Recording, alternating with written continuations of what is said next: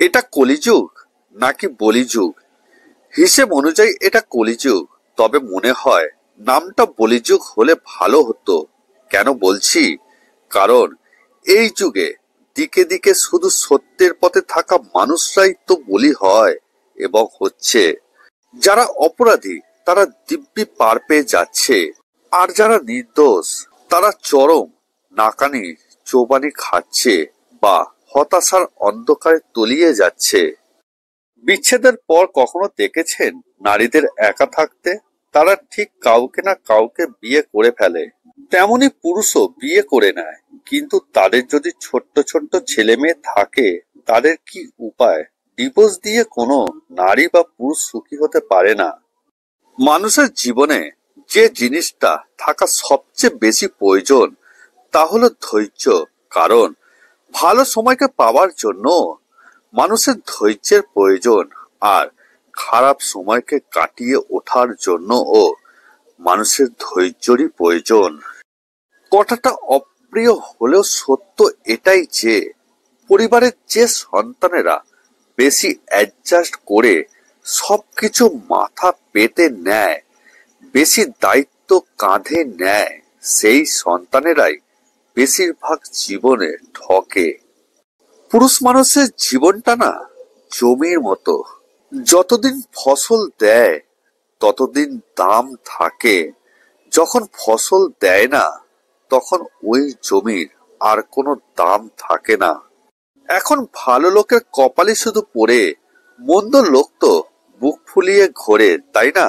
আগের যুগগুলোতে যেমন বিভিন্ন অবতারের জন্ম হতো, অন্যায় অপরাধ অসহ্য হয়ে উঠলেই তা দমন করে ধরিত্রীতে বাঁচাতেন যুগ অবতারেরা। কিন্তু এই যুগে সেই অর্থে কোনো পরিত্রাতার জন্ম হয় কি? তবে মহাপুরুষেরা বলে গেছেন, কোনো কিছুর চিরস্থায়ী নয়। রাত কেটে যেমন দিন আসে, তখনই সূর্য হাসে।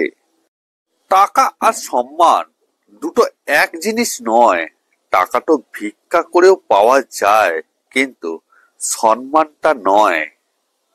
মন দিতে না পারলে মন ভেঙো না, সুখ দিতে না পারলে কষ্ট দিও না, ভালোবাসতে না পারলে অভিনয় করিও না, অভিনয় করে কারোর জীবন নষ্ট করো না। কি ভাবছো? মনে পড়বে না? পড়বে। এই যুগ পরে হলেও আমার কথা তোমার মনে পড়বেই। তখন অনেক আফসোস নিয়ে বলবে, আমার একটা বেহায়া ছিল, অনেক অবহেলা করতাম, তাও আমার কাছে ফিরে আসতো। এমনকি বিচ্ছেদের পরও আমার কাছে ফিরে আসতে চাইতো। মানসিকভাবে শান্তি না পেলে একটা মানুষ দিন দিন ভেতর থেকে পুরোপুরি অসুস্থ হয়ে যায়।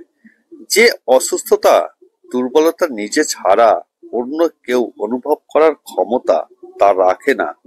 আমি আমার দিক থেকে বিনা কারণে কারোর সাথে সম্পর্ক নষ্ট করি না, কিন্তু কেউ সম্পর্ক রাখতে চাইছে না, একটু বুঝতে পারলে তার সাথে দূরত্ব বাড়িয়ে নিতে আমার 1 মিনিটও সময় লাগে না। ছেলে হওয়া এত সহজ নয়। সারাদিন গাধার মতো কাজ করেও রাতের বেলা গার্লফ্রেন্ডের মান ভাঙাতে হয়। কিছু মানুষ কখনো ভেবেই দেখে না তাদের আচরণের ওপর মানুষটা কতটা কষ্ট পেয়েছে।